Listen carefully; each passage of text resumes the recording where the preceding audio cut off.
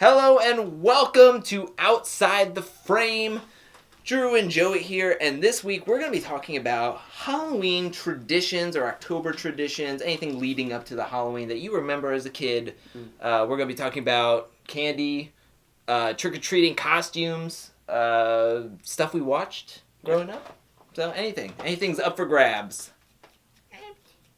What about you, Joey?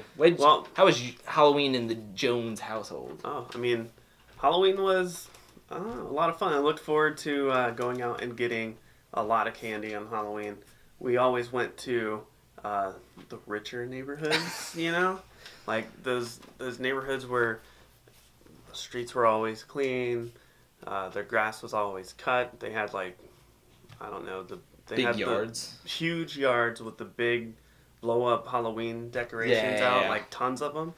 And those things are a couple $100 a pop.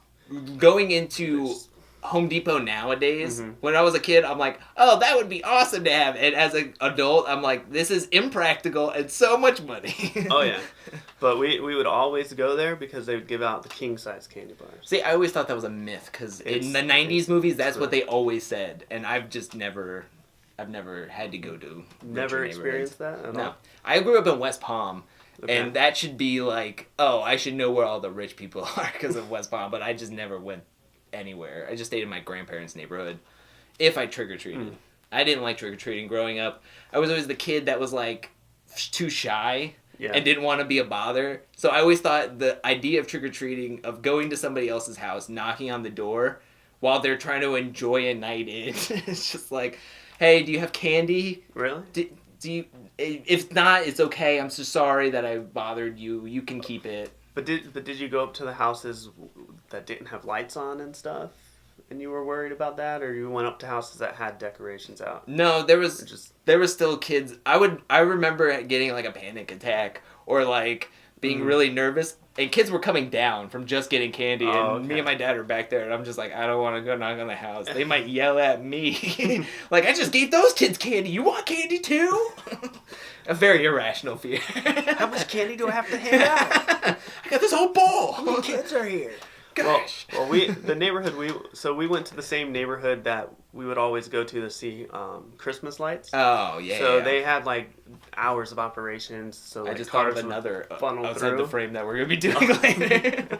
So we would go here for Halloween, and all the houses would be decked out, and there'd be this one house.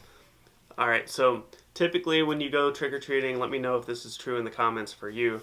But when you see a house with no lights on, you typically skip that house. You don't go to that house because they're not going to have candy, or they don't celebrate Halloween. They don't want anything to do with it. Right. Well, there's this one house.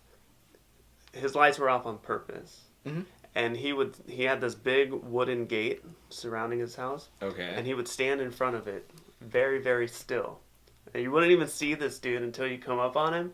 And he would just jump out and be like, ah, and like scare all the kids, and he would chase you down the street. I'm so serious. So like one year we knew that guy was there, and so we're like, we're gonna bypass this house and go completely on the other side of the street.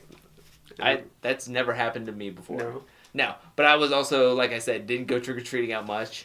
I like just going out getting my own candy and like decorating the inside of my house and watching a ton of monster movies. Like Abbott and Costello meets The Werewolf or The Mummy. Great film. Oh my gosh, those were my jam back in the day. Yeah. My dad used to get me into those, but I just was like, I could buy candy for $5, all that I ever wanted, without being worried about knocking on people's doors, and I could just sit inside. Yeah, that's what I always liked. We would go trick or treating, come back home with our pillowcases because we didn't have like little pumpkin plastic things you get at Walmart now. Those never hold as much. Yeah, though. you just bring a pillowcase, man. You hit up the houses a couple times. Yeah, just keep going back. They don't know. Yeah, no, I always liked the little get a bunch of things. king size candy bars. But I always used to just put my toys in it. I never. That's what I used to do. So just like Christmas time, Halloween has a lot of like specials that people watch or specific movies that people watch. One growing up was always the Charlie Brown Christmas or the Great Pumpkin, whatever it's called. I can't remember. That was always a huge one to watch. I don't think it really holds up nowadays, but it's still like a traditional thing. My dad will watch the Charlie Brown special. I mean, I still year. watch it. Yeah. But I think the Christmas one holds truer to me than, say, the Thanksgiving or the Halloween one. Yeah. I think Nightmare Before Christmas will always be etched into my brain. Yes, that's a good one. Because I grew up in that era of, like, that was the movie to see. I grew up around a lot of Disney shows and Nickelodeon shows and stuff like that. So we'd get home from trick-or-treating, and we'd have our pillowcases full of candy, and we'd be allowed to stay up a little extra. Mm-hmm. And so we'd watch movies like Hocus Pocus. Okay, I just watched that one. Good Disney one. Not too long ago. Mm-hmm. Halloween Town was the one that I always watched. Mm-hmm. I thought that one was a little bit more unilateral. Hocus Pocus seems to attract more of the female audience, I feel. Not too many guys are jumping up and down saying that that's their favorite one. Yeah, Under Wraps. Oh, that's a good Under one. Wraps. Man, 1997. Disney had some good ones back then. I can't remember all of them, but I just remember back then it wasn't so much the horror films I was into. It was the specials of all the TV shows, like the Halloween special, Boy Meets World, where they did like a horror movie spoof of like Scream and stuff.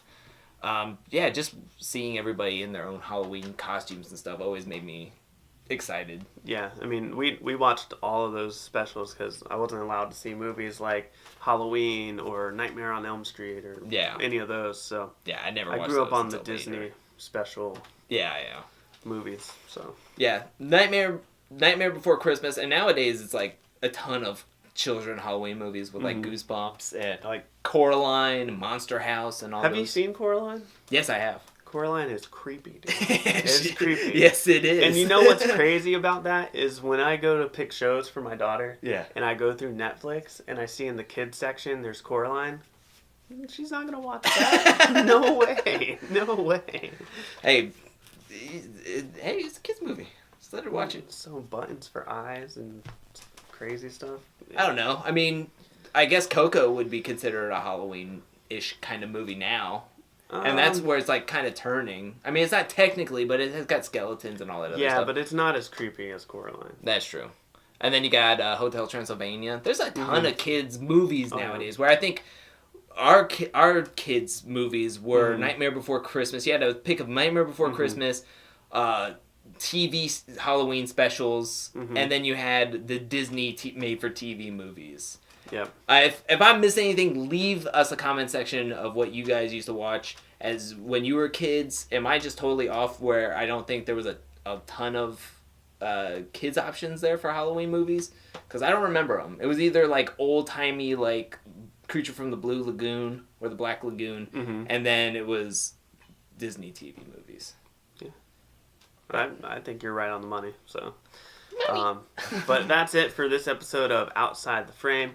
If you like what you saw, please leave us a subscribe right down there by clicking that subscribe button. It helps us out a lot. And if you want to see our top 10 prediction or estimate video, click right over here. And if you want to check out our main episode, click right over here. And that's it. That's all we have for this week. We'll see you on the next episode of Outside the Frame.